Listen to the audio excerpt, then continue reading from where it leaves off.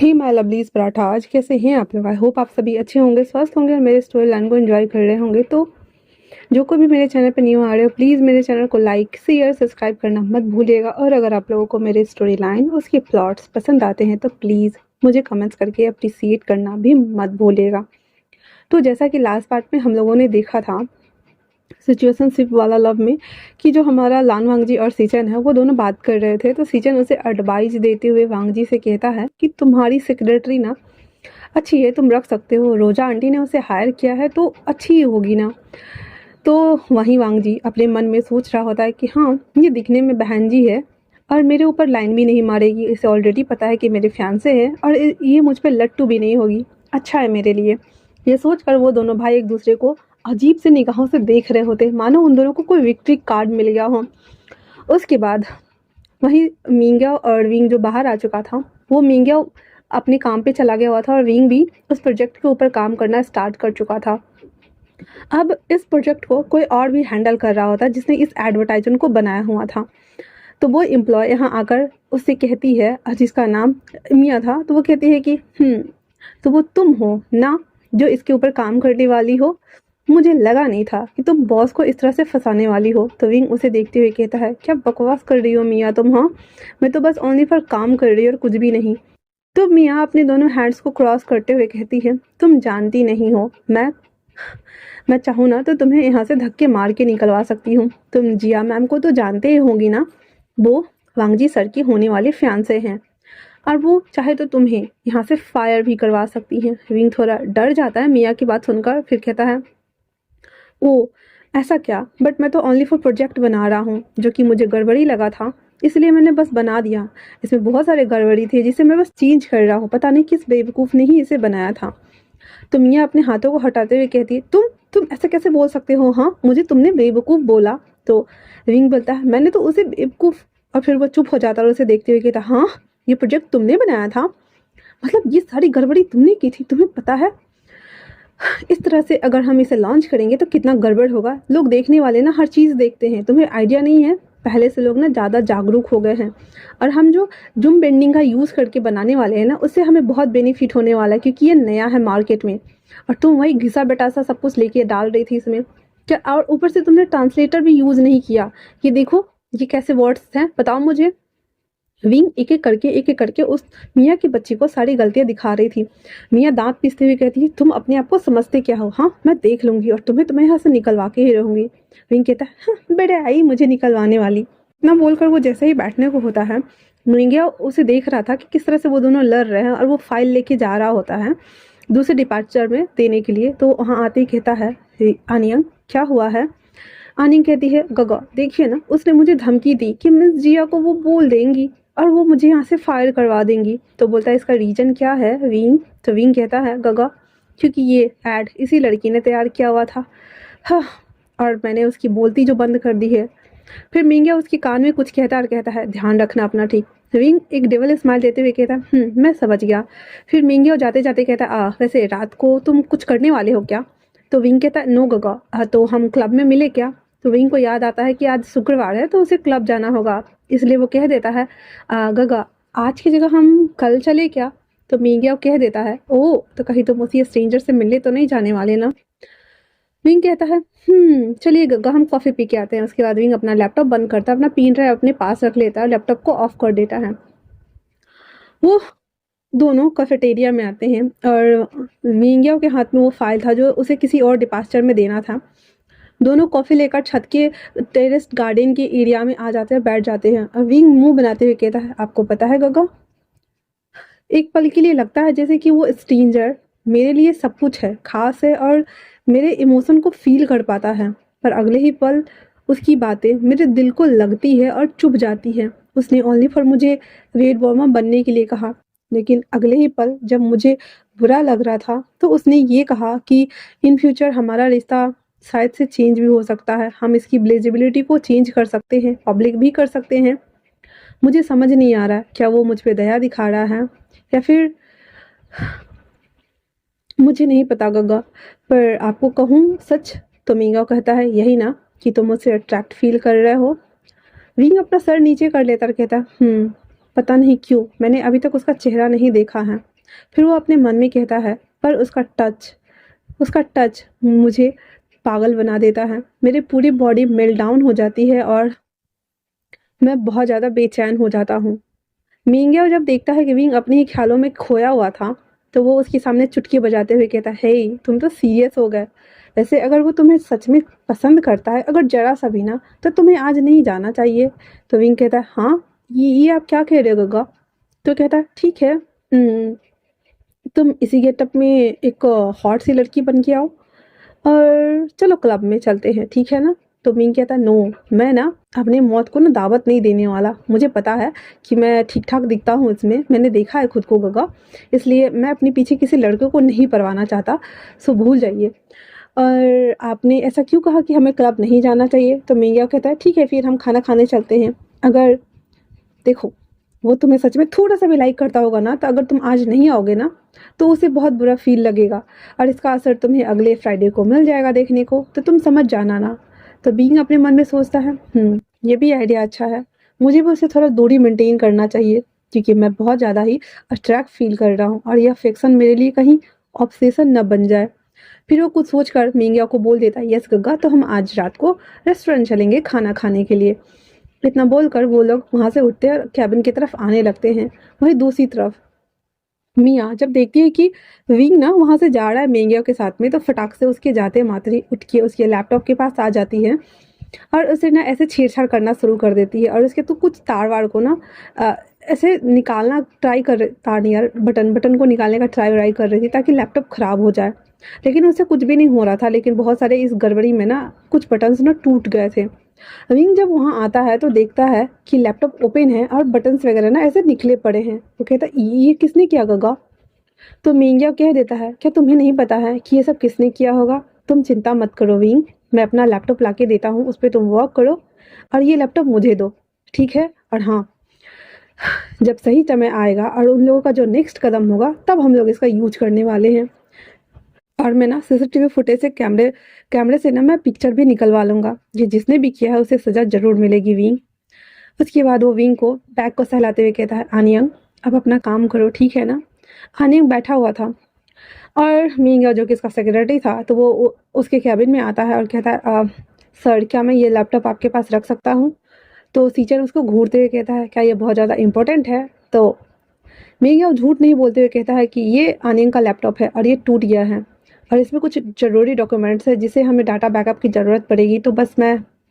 Season कहता ठीक है। फिर वो लॉकर की चाबी देता है और अनियंग उसमें रख देता है, मिंगिया उस लैपटॉप को उसमें रख देता है, फिर अपना वाला लैपटॉप ले जाकर के उसे दे देता है। तो सीचन उससे पूछता है, ये क्या कर रहे हो? तो कहता है, सर आप क्या भूल गए हैं वो एडवर्टाइजमेंट, हाँ हमारे लिए कितना ज़रूरी है ना। तो सीचन कुछ नहीं बोलता और कहता है, ठीक है तो फिर मेरा लैपटॉप तुम ले लो और काम करो, मैं लैपटॉप पे काम छोड़ के कंप्यूटर पे कर लूँगा। सीचन को मिंगिया को अच्छा लग रहा होता है और वो स्माइल पास कर देता है। उसके स्माइल करता हुआ देखकर सीचन बस उसको देखता ही रह जाता है और पीन पटकते हुए कहता है, मुझे लगा नहीं था कि मैं लड़कियों की जगह पे एक लड़के से अट्रैक्ट हो जाऊंगा।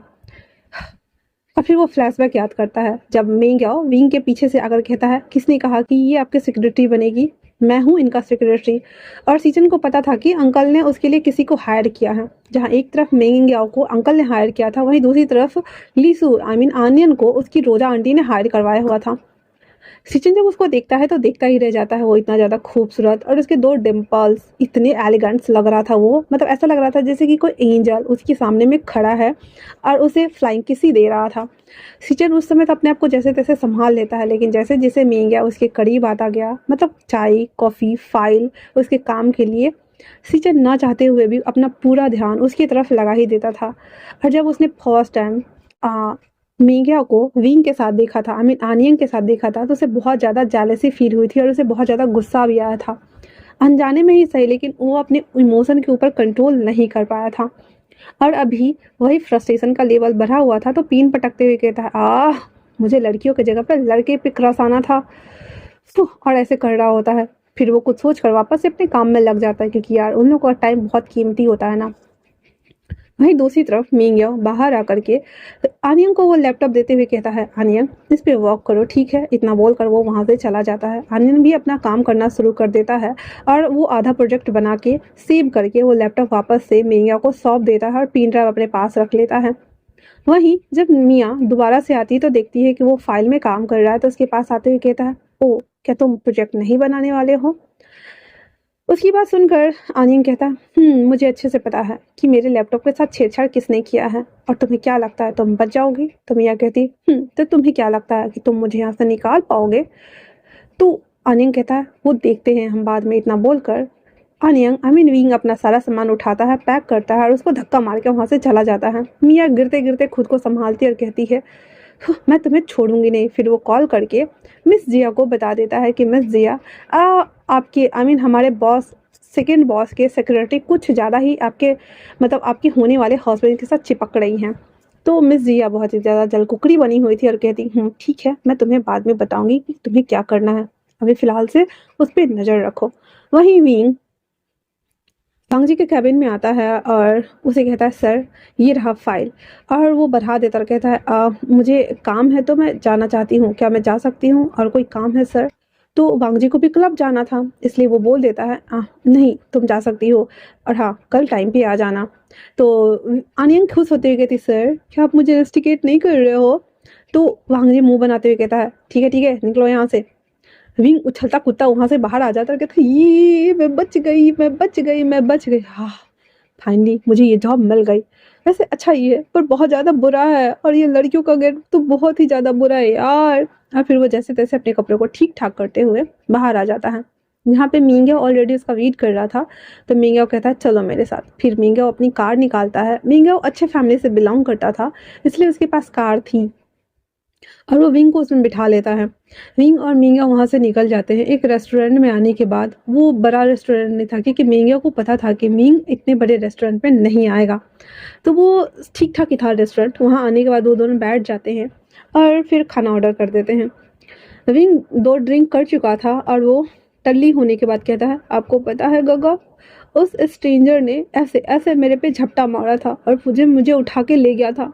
मुझे बहुत अच्छा लग रहा था और आपको पता है मैं उसे लाइक करने लगा हूँ पर मैं उसे बता नहीं सकता ना, उसने मेरे साथ ऐसा क्यों किया। हाँ और आपको पता है गगा, हमारा जो खड़ूस बॉस है ना दालान वांग जी, मैंने उसकी ना एक बार जान बचाई थी। तो मिंगिया कहता है, कब बचाई थी तुमने जान उसकी?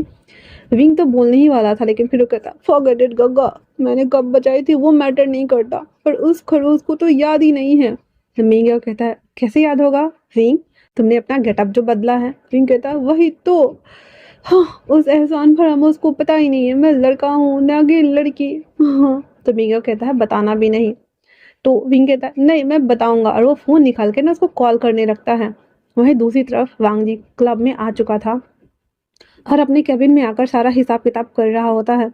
वो 8 बजने का वेट कर रहा होता है क्योंकि एज यूजुअली विंग 8 बजे तक आ जाया करता था। फिर वो जब देखता है कि 8 बज चुके हैं, वो फाइल बंद करके लैपटॉप बंद करके विंडो के पास आ जाता है और एक वेटर को बोल देता है उसके लिए एक सॉफ्ट ड्रिंक देने के लिए। वांगजी अपने दोनों पॉकेट में हाथ डालकर विंडो के पास खड़ा था और उस पूरे बार का मुआयना कर रहा था कि कहीं तो वो शख्स दिख जाए। पता नहीं क्यों वांगजी खुद विंग से बहुत ही ज़्यादा अट्रैक्ट फील कर रहा था। वो पूरा क्लब छान मारता है। 8 से 8:30 बज चुके थे लेकिन अभी तक विंग को उसने नहीं देखा था। वो बार बार अपनी घड़ी हाथ को बाहर निकाल रहा था और अपनी घड़ी में टाइम को वॉच कर रहा था और अपने मन में कहता है, क्या वो आज नहीं आने वाला है? मतलब क्या उसे उस दिन बुरा लगा था? और बहुत सारे सवाल वांगजी के दिमाग में चल रहे होते हैं। तभी उसके फ़ोन पे फ़ोन आता है जो कि विंग ने ही किया हुआ था। वो नंबर उसने सेक्रेटरी के नाम से सेव किया हुआ था, तो वो उठाते हुए कहता है, क्या हुआ है आनियांग? आनियांग उधर रोते हुए कहती है, तुम बहुत दुष्ट हो। तुम्हें पता है एक दिन मैंने तुम्हारी जान बचाई पर तुम एहसान फरामोश इंसान, तुम्हें पता ही नहीं है। और वो इंसान मुझे हर हमेशा, और इसके आगे वो कुछ कहता, सीजन जल्दी से फ़ोन छीन लेता है और फ़ोन काट करके फ़ोन को स्विच ऑफ कर देता है। वांग जी आधा अधूरा बात सुनने के बाद पूरा कंफ्यूज हो गया था और कहता, व्हाट द हेल। फिर वो अपना फ़ोन निकालता है तो देखता है टिंग डिंग डिंग कटा हुआ था। और फिर वो कहता है, इसकी तो, और उसको दोबारा कॉल लगाता है तो कहता है, आप जिस व्यक्ति से बात करना चाहते हैं उनका फ़ोन अभी फ़िलहाल से स्विच ऑफ है। और ऐसे वो बोल रहा होता है। वांग जी का मन कर रहा था उस फ़ोन को दीवार पे दे मारे, फिर याद आता है अरे नहीं, फ़ोन है, कोई खिलौना थोड़ी है। फिर वो पॉकेट में डालते हुए बाहर देखने लगता है। अब 9 बज चुके थे, पर विंग अभी भी उसे नहीं दिखा था। उसका सेक्रेटरी मिस्टर केस आते हुए कहते हैं, सर आई थिंक आपको चलना चाहिए। तो वांग जी कहता है, मैं घर जा रहा हूँ, यहाँ का सारा काम तुम देख लेना क्रिस। इतना बोलकर वो बैग से होके वहाँ से निकल जाता है। वहीं दूसरी तरफ आनियंग को मिंग याओ उठा करके उसके डिपार्टमेंट लाकर और उसे पटक देता है और कहता है, हाँ तुम बहुत ज़्यादा हैवी हो सच में। फिर वो उसके घर को देखता है जो कि पूरा मिस्टअप हुआ पड़ा था। बेचारा उसको सोफ़ा पे लेन करने के बाद उसके पूरे घर को क्लीन कर देता है, और वो भी बहुत ज़्यादा थका हुआ था, इसीलिए उसे कुछ समझ नहीं आ रहा था कि आखिरकार वो करे भी तो क्या करे। इसलिए वो विंग के साथ ही वहीं पे सो जाता है, और वो दोनों भाई एक दूसरे के साथ सोफा पे सोए हुए थे। अब हमारा विंग नींद में देखो कैसी गंदी हरकतें कर रहा है। अपने स्कर्ट को वो ऊपर कर लेता है और अपने टांग उठा करके मेंग्या को ऊपर डाल देता है। मेंग्या सीधा होते हुए कहता है, विंग मुझ पे ट्राई मारना बंद करो। मुझे पता है कि मैं भी लड़कों को पसंद करता हूँ, पर तुम मेरे टाइप के नहीं हो। हाँ, मुझे भी हट्टा-कट्टा चौड़ा बॉडी वाला इंसान ज़्यादा अट्रैक्टिव लगता है, और साथ में ये मैं बता नहीं सकता। और वो अपने मन में सोच रहा था। फिर उसको पैरों को हटाता है, तो विंग उसके गला को दबा देता है। मेगा कहता है, विंग मेरा हाथ हटाओ तुम अपना, मेरा गला, ऐसे बोल रहा था। फिर उसके हैंड को जैसे तैसे करके हटाता है। मीगा कहता है, हाँ लगता है ये मुझे सोने नहीं देगा। फिर एक कुशन लेकर नीचे ही सोफा के नीचे जगह रहता है ना कारपेट, उस कारपेट पे लगाता है और वो सो जाता है। अब जो कि उसने उसी के रूम में वो रुका हुआ था, तो वो सुबह उठता है, उसके पूरे घर को क्लीनर से क्लीन करने के बाद अपने लिए और विंग दोनों के लिए कपड़े सॉरी ब्रेकफास्ट बनाना स्टार्ट कर देता है। विंग उठते हुए कहता है, जियांग चेंग मुझे कॉफ़ी दो। मींगा उसके सामने कॉफ़ी लाकर रख देता है, कहता है गुड मॉर्निंग बेब्स। तो विंग कहता आप। तो मींगा कहता है, क्यों, मुझे यहाँ नहीं होना चाहिए? कल रात के नौटंकी के बाद तुम्हें तो ये सोचना चाहिए कि ऑफिस जाने के बाद तुम द लानवांग जी को क्या जवाब देने वाले हो। हाँ, तो वो कहता है, द लानवांग जी को मैंने क्या गड़बड़ की है? तो मिया उसके सर पे टपली मारते हुए कहता, याद करो तुमने क्या क्या गड़बड़ी की है, जैसे कि ये बताना कि तुम एहसान फरामोश हो, जैसे कि ये बताना कि वो स्ट्रेंजर और वाटेवर। इतना बोलते हुए मिंगा वापस से किचन चला जाता है।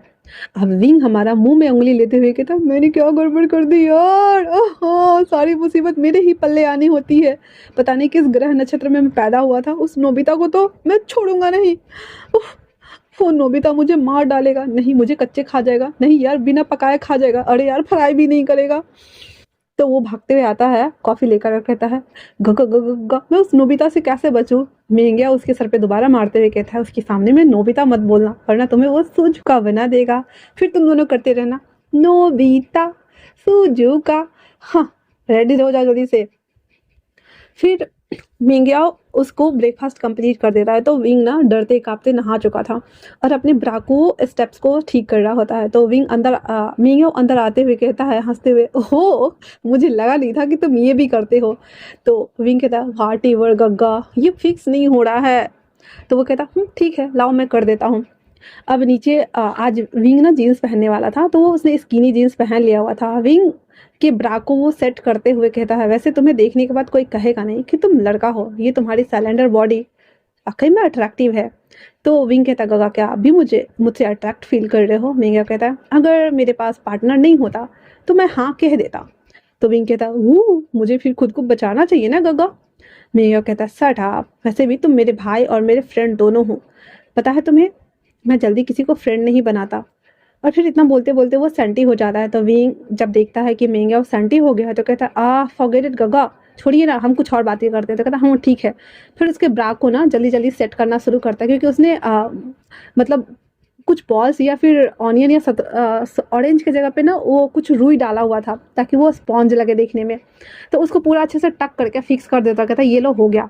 फिर जल्दी जल्दी ना विंग उसके ऊपर से शर्ट डाल करके उसको जीन्स के अंदर टक कर देता और कहता है, गगा मैं ठीक लग रहा हूँ ना। फिर वो अपने बालों के ऊपर बिग लगाता है और पूरा हाई पोनी टेल बना लेता है, बैंग्स आगे निकालता है और मेकअप करना स्टार्ट करता है। तो मिंग्या कहता है, लाओ मैं कर दूँ।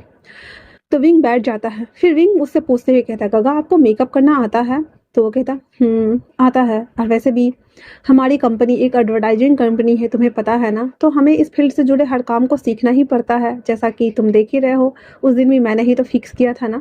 फिर वो धीरे धीरे करके विंग को रेडी कर देता और कहता, परफेक्ट। विंग अपने आप को देखकर भाई साहब आश्चर्यचकित था और कहता है, गगा सच में ये मैं ही हूँ ना?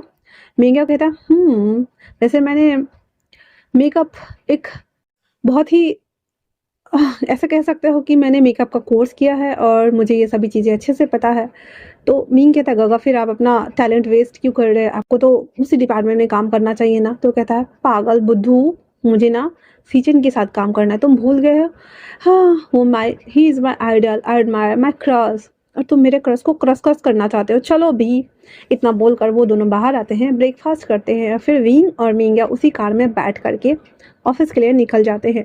वहीं दूसरी तरफ हमारा वांग जी जो कि बहुत ही ज़्यादा फ्रस्ट्रेट था, घर आने के बाद उसने भी ड्रिंक किया, 2 ही पैग लिया उसने, फिर काम करने बैठ जाता है। एक तो उसे उस स्ट्रेंजर जो कि हमारा विंग था, उसके ऊपर बहुत ज़्यादा गुस्सा आ रहा था क्योंकि वो अभी तक आया नहीं था और वांग जी ने अभी तक उसका नाम भी नहीं पूछा था उससे, ना ही विंग ने उसका नाम पूछा था। वहीं दूसरी तरफ जो कि हमारा विंग ही था, वो वांग जी को कॉल करके उसको बोल रहा था, "एहसान फरामोश कहीं के, मुझे याद भी नहीं करते हो तुम।" तो वो दोनों बातें ना उसके दिमाग में चल रही होती है और उसे बहुत ज़्यादा गुस्सा आ रहा होता है। और वो बहुत ज़्यादा गुस्से में ही जाके सो गया हुआ था। अगली सुबह जब सो के उठता है तो उसकी नींद भाई साहब बहुत गंदी गई थी, इसलिए वो इरिटेट हो रहा था सुबह-सुबह और गुस्से में दाँत पीस रहा था। जब वो नीचे आता है तो उसके गगा ऑलरेडी डाइनिंग एरिया पे बैठे हुए थे, उसके मॉम, डैड, उसके अंकल सभी बैठे हुए थे। सभी बोलते हैं, "आओ वांग जी ब्रेकफ़ास्ट करो।" वांग जी सबको एक कोल्ड अंकल आंटी नहीं या मॉम डैड नहीं, ओनली फॉर अंकल और सीचन। तो वांग जी अपने अंकल को और गग्गा को एक कोल्ड लुक देता हुआ वहाँ से चुपचाप निकल जाता है और कहता है, "गग्गा मैं ऑफिस थोड़ी देर से आऊँगा। यार मैं इतनी सारी स्टोरी रिकॉर्ड करती हूँ ना कि मैं थोड़ी बहुत कन्फ्यूज़ हो जाती हूँ, इसलिए आप समझा करना, ठीक है ना?" निकल जाता है। अपनी कार में बैठा हुआ था तभी क्रिस का कॉल आता है और कहता है, "सर क्या आप क्लब नहीं आने वाले हैं?" तो वांग जी कहता है, "व्हाट द मैटर क्रिस?" वो कहता है, "सर हमें डीलिंग करनी है।" तो कहता है, "ठीक है मैं अभी आ रहा हूँ।" फिर वो ऑफिस ना जा करके सीधे क्लब चला आता है डील करने के लिए और वहाँ पे कुछ पेपर्स वगैरह को वो कलेक्ट करके रखा हुआ था। क्रिस तो बताते हैं, कहता सर ये डील करना है हमें। फिर वो लोग बैठ जाते हैं और वो लोग ना ड्रिंक्स वगैरह का डीलिंग्स था जो वो बाहर से मंगाते थे ना भाई करके, उन सभी चीज़ों का वो पेपर्स था। तो वो लोग अपने काम में लगे हुए थे। वही दूसरी तरफ विंग और मिंगिया ऑफिस आ चुके थे। मिंगिया तो विंग को छोड़कर अपने ऑफिस में चला गया हुआ था और उसे ऑल द बेस्ट करता हुआ चला गया था। जहाँ विंग बहुत ज़्यादा डरा हुआ था, तो क्या होगा जब विंग अंदर जाएगा, क्योंकि वांगजी तो है नहीं और विंग के चेहरे पे तो 12 बजे हुए हैं। और भी बहुत कुछ जानने के लिए बने रहिए मेरे साथ, आई मीन आरजे पूजा के साथ। तब तक के लिए थैंक्स फॉर वॉचिंग।